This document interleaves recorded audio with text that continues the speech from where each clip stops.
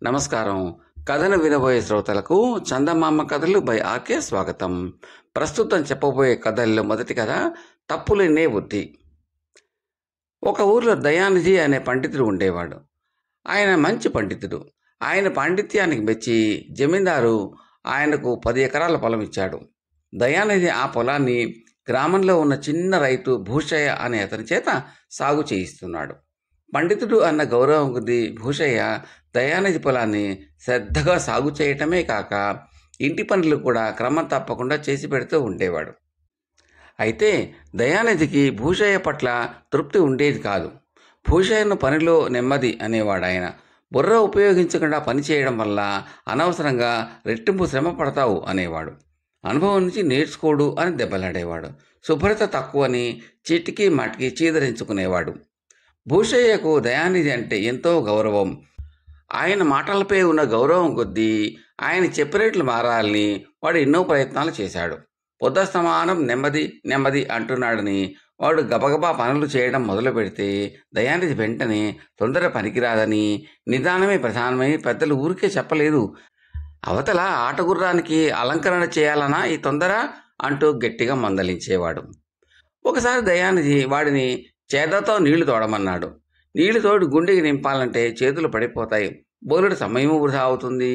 ఇలా ఆలోచించి వాడు ఆ గుండెకు మోకు కట్టి గిలక మీద నుంచి జార్చి నూతులేక వదిలి గుండెను క్షణాల మీద నింపి బయటికి లాగేశాడు. ఇది చూసిన దయానిధి కంగారుగా బావి దగ్గరకు వచ్చి అదేం పనిరా అని గొడవ చేశాడు. మీరు పని చెప్పారు, నేను బుర్ర ఉపయోగించాను, క్షణాల మీద పని అయిపోయింది అన్నాడు భూషయ్య. బుర్రని ఉన్నవాళ్ళు ఉపయోగించాలి, లేనివాళ్ళు కాదు. నేను చేదతో తోడమన్నానంటే ఊరికే అన్నానా? నువ్వు చేసిన పని వల్ల బరువుకు ఆగలేక మోగుతాడు తెగిపోవచ్చు, అంతెందుకు గిలకు కూడా వంగిపోవచ్చు, నీ చేతి ఎముకలు విరిగినా విరిగిపోవచ్చు.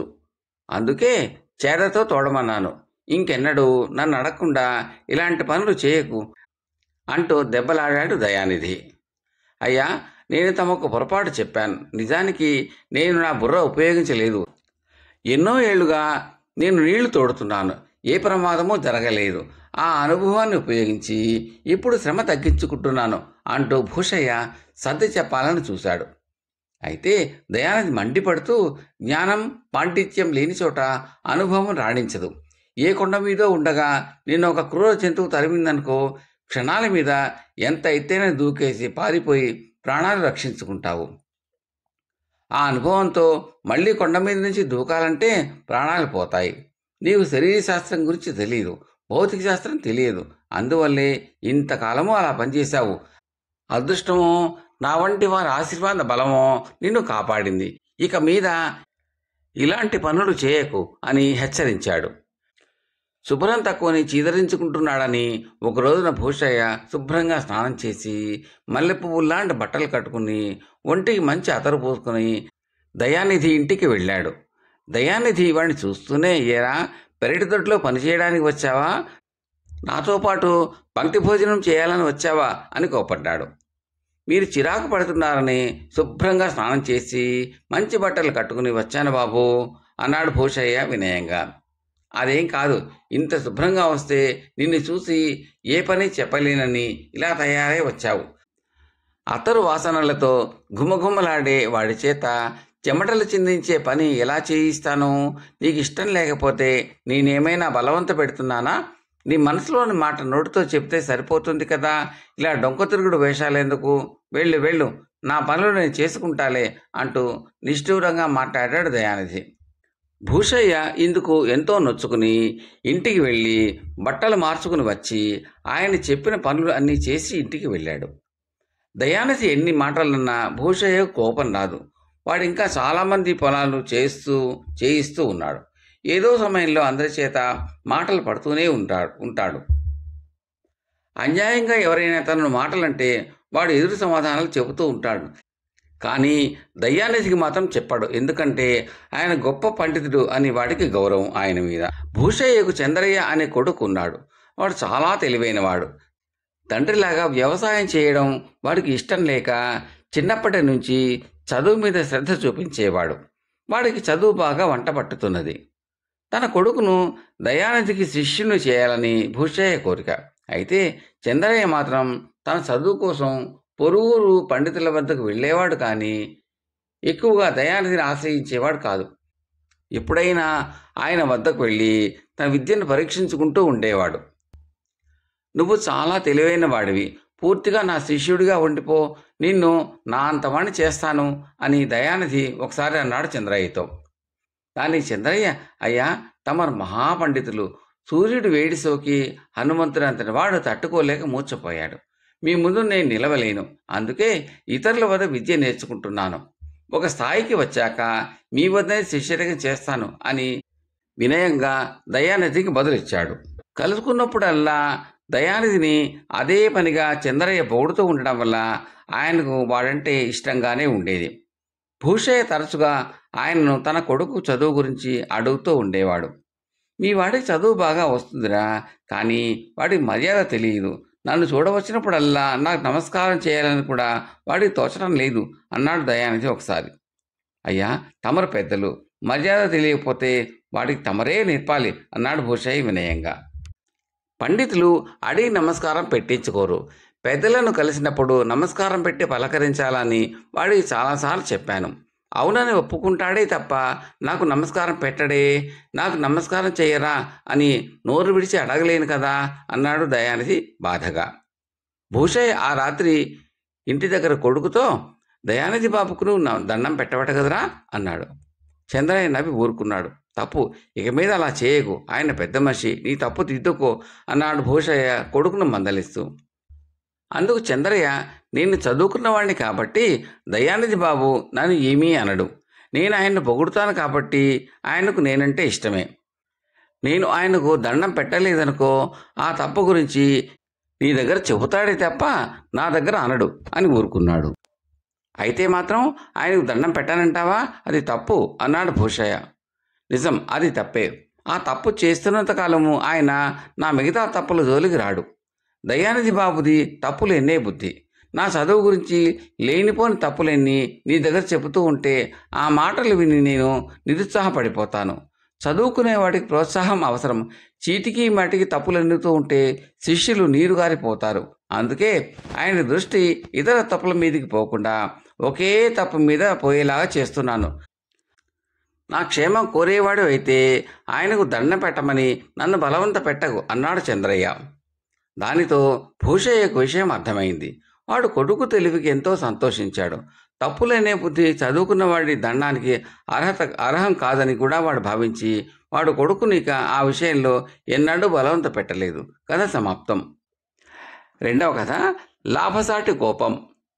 వల్లభాపురంలో పరశురామయ్య అనే పెద్ద భూస్వామి ఉండేవాడు. రూపంలోనూ మితిమించిన కోపంలోనూ ఆయన పేరు తగ్గట్టుగా ఉండేవాడు. ప్రతి చిన్న విషయానికి కోపంతో అగ్గిమీద గుగ్గిలలా మండిపడడం ఆయనకు అలవాటు.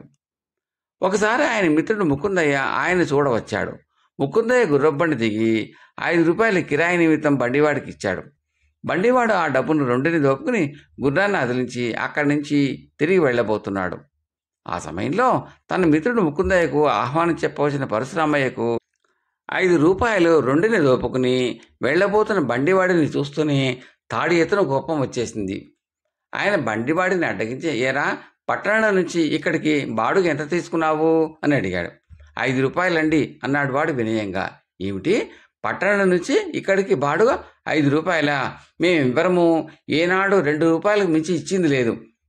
కొత్త వారిని కనిపెట్టి ఆయన నుంచి అధికంగా బాడుగ గుంజుతున్నావా? మర్యాదగా ఆ 3 రూపాయలు తిరిగి ఇవ్వు అంటూ గర్జించాడు ఆవేశంతో.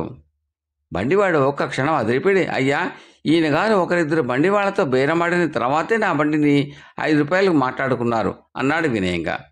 అదా సంగతి, మీ బండి వాళ్ళందరూ కూడబలుకుని బాడుగ పెంచేశారన్నమాట. ఏమైనా నా దగ్గర మాత్రం నీ ఆటలు సాగవు, తెలుసుకో అంటూ పరశురామయ్య బండివాడి మీదకి లంఘించి వాడి 2న ఉన్న 5 రూపాయలు దొరకపుచ్చుకుని వాటిలో 2 రూపాయలు తీసి వాడి మీదకి విసిరేశాడు. బండివాడు వినయంగా, అయ్యా, తమ వంటి పెద్దవారికి ఇది తగదు అన్నాడు. దానితో పరశురామయ్య కోపం తారస్థాయికి చేరుకుంది. ఆయన తీవ్రస్వరంతో, ఏరా, నా అంతటి వాడికి ఏది తగునో ఏది తగదో చెప్పగలంతటి గొప్పవాడిని అనుకుంటున్నావా నువ్వు? మళ్ళీ నోరెత్తావో ఈ క్షణమే నా వేట కుక్కల్ని విసుగొల్పి నిన్ను ఈ గుర్రాన్ని ఊరి పొలిమేర దాకా తరిమిస్తాను. ఏమనుకుంటున్నావో? తక్షణం పారిపోయి నీ ప్రాణాలను, గుర్రాన్ని, బండిని కాపాడుకో అంటూ హెచ్చరించాడు. అంత కోపంలో ఉన్న పరశురామయ్య అన్నంత పని చేయగలడని బండివాడు గ్రహించాడు. కుక్కలు తనను, గుర్రాన్ని వెంటబడి తరిమితే జరిగే ప్రమాదాన్ని మనసులో ఊహించుకుంటూనే వాడు గుర్రాన్ని అదిలించి వాయువేగంతో అక్కడి నుంచి పారిపోయాడు. అప్పటి వరకు అక్కడే నిలబడి ప్రేక్షకుడిలా చూస్తున్న ముకుందయ్య తేరుకుని పరశురామయ్యతో, పరశురాం, నీ కోపం నానాటికి శృతిమించిపోతున్నట్టు తోస్తున్నది. అతి స్వల్ప విషయానికి ఎంత రచ్చ చేశావు? తన కోపమే తన శత్రువు అన్నారు పెద్దలు. ఆ మాటలో గల సత్యాన్ని గ్రహించి నీ కోపాన్ని తగ్గించుకునే ప్రయత్నం చెయ్యి అన్నాడు హితవు చెబుతున్నట్టు. దానికి పరశురామయ్య నవ్వి, ఈ పాటి నాకు తెలియదనుకున్నావా ముకుందం? నువ్వనే ఆ పెద్దలే పేదవాడి కోపం పెదవికి చేటు అని కూడా అన్నారు. అంటే కోపం అనేది ధనవంతుడికి ఏమీ నష్టం కలిగించదు అని కదా అర్థం. అనేక సమయాల్లో కోపం మనకు లాభం కలిగిస్తుంది. ఇప్పుడే జరిగింది చూసావు కదా. నా కోపానికి బండివాడు టారెత్తి పారిపోయాడు. మనకు 3 రూపాయలు లాభం. నా నిత్య జీవితంలో కూడా ఇంతే. నా కోపానికి భయపడి కూలివాళ్ళు, పాలెగాళ్ళు ఎంత పని చెప్పినా, ఎంత డబ్బు ఇచ్చినా కిమ్మనరు. ఇదేమిటి అని ప్రశ్నించరు కూడాను. దీనివల్ల మనకు ఎంత లాభమో ఆలోచించు. ఉన్నవాడి కోపం లేనివాడిపైన అద్భుతంగా పనిచేస్తుంది. ఇది నేను అనుభవంలో చూశాను. అందువల్లనే కోపం తగ్గించుకోకపోగా ఒక్కొక్కసారి అతిగా నటన కూడా చేస్తుంటాను అని ఏదో గుర్తుకు వచ్చిన వాడిలాగా కిందకి వంగి, ఇదిగో చూసావా ముకుందం, నేను అన్నదానికి సాక్ష్యం. నా కోపానికి అడిలిపోయిన బండివాడు తనకు రావాల్సిన 2 రూపాయలు కూడా తీసుకోకుండా మర్చిపోయి వెళ్ళిపోయాడు. మనకు 5 రూపాయలు మిగిలే అంటూ కింద పడి ఉన్న 2 రూపాయలు తీసుకున్నాడు. నువ్వన్న దాంట్లోనూ ఏదో రవ్వంత నిజం ఉన్నట్టు కనబడుతున్నది అంటూ ముకుందం కొంతసేపు ఏదో ఆలోచిస్తూ ఉలిక్కిపడి, పరశురాం, నీ కోపానికి అడిలిపోయిన బండివాడు తన బాడుగ డబ్బులు తీసుకోవడం మర్చాడు. నేను వాడి బండిలో పెట్టిన చీజ్ సంచి మర్చిపోయాను. అందులో నువ్వు తెమ్మని చెప్పిన బంగారు నగలు ఉన్నవి. మొత్తం మీద నీ కోపం నీకు, బండివాడికి కూడా లాభించింది. నిజంగా నీది లాభసాటు కోపం అన్నాడు. ఈ మాట వింటూనే పరశురామకి కొయ్యబారిపోయాడు. ఆనాటి నుంచి చీటికి మాటికి ఆవేశపడకుండా తన కోపాన్ని అదుపులో ఉంచుకునేందుకు గట్టి ప్రయత్నాలు ప్రారంభించాడు. కథ సమాప్తం. 3వ కథ, యాచితం అయాచితం. లక్ష్మణ అనే ఆయన దాన ధర్మాలకు పెట్టింది పేరు. ఆయన భార్య మల్లమ్మ అన్ని విధాల భర్తకు అనుకూలవతి. క్రమంగా లక్ష్మణ ఆస్తి కరిగిపోయి పేదవాడైపోయాడు. పూట గడవడం కోసం మొదట ఆయన పెరటి తొట్లో కూరగాయల పాదులు పెట్టాడు. అవి విరగ కాశాయి. కానీ అవి అమ్మడం ఆయన వల్ల కాలేదు. దాన ధర్మాలకు అలవాటైన వాడు కదా, అందరిళ్లకు కూరగాయలు పంపాడు. ఆ తర్వాత ఆయన వాళ్ళకి వీళ్ళకి చదువు చెప్పాలనుకున్నాడు. శాస్త్రాలు బాగా చదువుకున్నాడని చాలామంది ఆయన వద్దకు వచ్చి చదువుకునేవారు. ఇంటికి వచ్చిన వారికి పండు, ఫలమో, పానకమో ఇవ్వకుండా పంపలేడు. ఆ ఖర్చు తప్ప ఆయనకు చదువు చెప్పడం వల్ల ఒక్క పైసా ఆదాయం రాలేదు. ఇలా పని కాదనుకుని ఆయన ఒకరోజు నా గొడ్డలు తీసుకుని అడవికి వెళ్ళాడు. రోజంతా కష్టపడి కట్టెలు కొట్టి మోపు కట్టి బయలుదేరిపోతుండగా ఒక పేదవాడు వచ్చి, అయ్యా, నేను కూటికి లేనివాడిని. నా భార్య అర్ధాంతరంగా మరణించింది. బతుకున్నంతకాలము దాన్ని సుఖపెట్టలేదు. ఇప్పుడు దహనానికి కట్టెలు కూడా కొనలేకుండా ఉన్నాను. తమరు దయతలిచ్చే నా రోజులు బాగుపడ్డాక తమ రుణం తీర్చుకుంటాను అన్నాడు. లక్ష్మణ కట్టెలన్నీ వాడికి ఇచ్చుకుని ఉత్త చేతులతో ఇల్లు చేరాడు. ఆయన జరిగిందంటా భార్యకి చెప్పి, ఒకరిని దేహి అని అడగలేము, వ్యాపారం చేయలేము, అడిగిన వారి కాదనలేము, మనకు జీవితం దుర్భరం, ఆత్మహత్య తప్ప మనకు గత్యంతరం లేదు అన్నాడు. మల్లమ్మ భర్తను సంప్రదాయించి, నారు పోసిన వాడే నీరు పోస్తాడు, మీరు బెంగ పెట్టుకోకండి, చనిపోయేటప్పుడు మామయ్య చెప్పిన పని చేస్తే సరి అన్నది.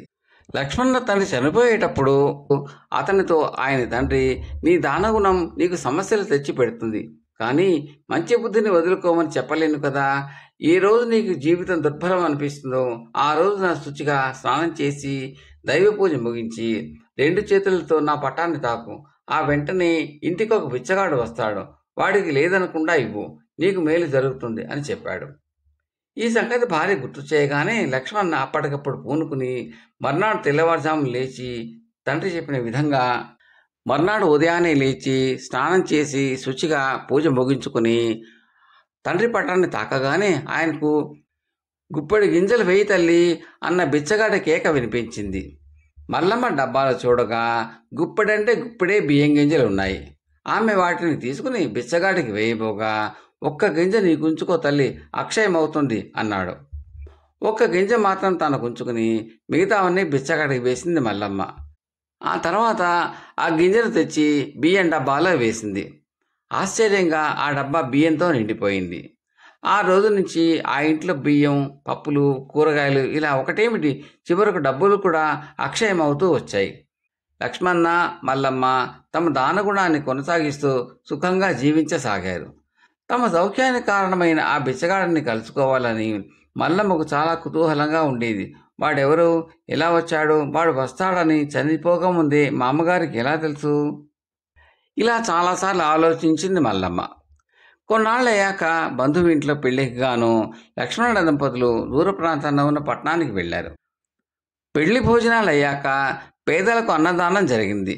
అక్కడ మల్లమ్మ వచ్చిన పేదవాళ్ళని చూడగానే వారిలో తాను ఇదివరకు చూసిన బిచ్చగాడు కనిపించాడు. ఆమె వాడిని గుర్తుపట్టింది. వాడిని ఆమె ఏకాంతంగా కలుసుకోవాలని అనుకున్నది. అక్కడ వడ్డన పనులు చూస్తున్న దూరపు బంధువుతో ఆమె, అన్నయ్య గారు, భోజనాలు అయ్యాక ఆ బిచ్చగాడిని ఒకసారి నా వద్దకు పంపండి అన్నది ఆ బిచ్చగాడిని చూపిస్తూ. ఆయన ఆశ్చర్యపడి, వాడితో నీకేం పనమ్మా, కడుపు నిండా భోజనం పెట్టినా సరే ఈలోపు ఇంటికో వెళ్ళి బిచ్చం అడుగుతాడు, రోజూ లేదన్నా వాడి సిగ్గుండదు అన్నాడు. భోజనాలు అయ్యాక భోజనం పెట్టిన ఆయన చెప్పినా కూడా ఆ బిచ్చగాడు మల్లమ్మను కలుసుకోలేదు. వాడు హడావడిగా తనకేదో పని ఉందని అక్కడి నుంచి వెళ్ళిపోయాడు. మల్లమ్మ కుతూహలంగా వాడు ఏం చేస్తాడో చూడాలని వాడిని అనుసరించింది. లక్ష్మణ్ కూడా ఆమెకు తోడుగా బయలుదేరాడు. బిచ్చగాడు అక్కడి నుంచి ఒక లోభ ఇంటికి వెళ్ళాడు. ఆ ఇల్లుగల ఆయన వాడితో తన ఇంట్లో ఏమీ లేదని చెప్పి తిట్టి పొమ్మన్నాడు. అక్కడి నుంచి వాడు అలా 2-3 ఇళ్లకు వెళ్ళాడు. అన్ని చోట్ల వాడికి ఇలాంటి మర్యాదే జరిగింది. అప్పుడు లక్ష్మణ దంపతులు వాడిని సమీపించారు. మల్లమ్మ వాడితో, అయ్యా, మీరు సామాన్యులు కారు. మీ మహిమ వల్ల మేము ఇప్పుడు కష్టాలన్నీ తీరి సుఖంగా జీవిస్తున్నాం. కానీ తమరు ఇలా ఇంటింటికి తిరిగి బిచ్చమెత్తుకోవడం దేనికి? హాయిగా మా ఇంట్లోనే ఉండవచ్చు కదా అన్నది. బిచ్చగాడు ఆమె వెంక అదోలాగా చూసి, మీ ఇంట్లో కూర్చుంటే నాకెలా గడుస్తుందమ్మా? 4 ఇళ్ళు తిరిగి లేదనిపించుకోవాలి. ఎవడైతే తన ఇంట్లో అన్నీ ఉంచుకుని తనకేమీ లేదు అంటాడో అవన్నీ వాడికి పోయినట్టే. అలాంటివే మీ ఇంట చేరి అన్ని అక్షయం అవుతున్నాయి అన్నాడు. లక్ష్మణ ఈ మాటలకు తెల్లబోయి, మా కోసం నువ్వు ఇంటింటికి తిరుగుతున్నావా, ఎందుకు అని అడిగాడు. ఈ ఆకారంలో నన్ను నువ్వు గుర్తుపట్టకపోతే ఆశ్చర్యమేముంది, నేను నీ తండ్రిని అన్నాడు ఆ బిచ్చగాడు. దాంతో లక్ష్మణ, మల్లమ్మ ఆయన్ను గుర్తుపట్టి వెంటనే కాళ్ల మీద పడిపోయారు. ఆయన వాళ్ళిద్దరినీ లేవదీసి, నేనుండగా మీకు ఏ ఇబ్బంది ఉండదు, ఇంటికి వెళ్ళి సుఖంగా ఉండండి అని చెప్పాడు. కానీ ఆ దంపతులిద్దరూ ఆయనను తమ ఇంటికి వచ్చి ఉండాలని పట్టుబట్టారు. వెర్రి వాళ్ళలా ఉన్నారు మీరు, నేను చనిపోయి చాలా ఏళ్ళదని మర్చిపోతున్నారా అన్నాడు బిచ్చగాడు. అయితే ఇప్పుడు మానవ రూపం ధరించారుగా అంది మల్లమ్మ. బిచ్చగాడు ఆమెకేసి జాలిగా చూసి, చనిపోయిన వాళ్లకు ఏ కోరికలు దిగులు లేకపోతే వాళ్ళు దైవ సాన్నిధ్యాన్ని చేరుకుంటారు. నేను మాత్రం మీ ఇంట్లో పటాన్ని ఆశ్రయించుకుని ఉన్నాను. మీకు మీ గురించి నాకు ఇంకా దిగులుగానే ఉంది. మీకు డబ్బెలా సంపాదించాలో తెలియదు. దాన ధర్మాలు చేసే మంచి గుణం మాత్రం ఉంది. నేను సంపాదించి పెట్టిన ఆస్తి అయిపోయింది.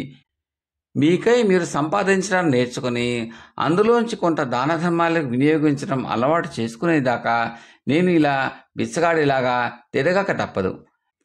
అందుకోసం మానవ రూపం ధరించాను తప్ప మీ ఇంట్లో ఉండడానికి వీలు పడదు. అది ప్రకృతి విరుద్ధం అని చెప్పి మాయమయ్యాడు.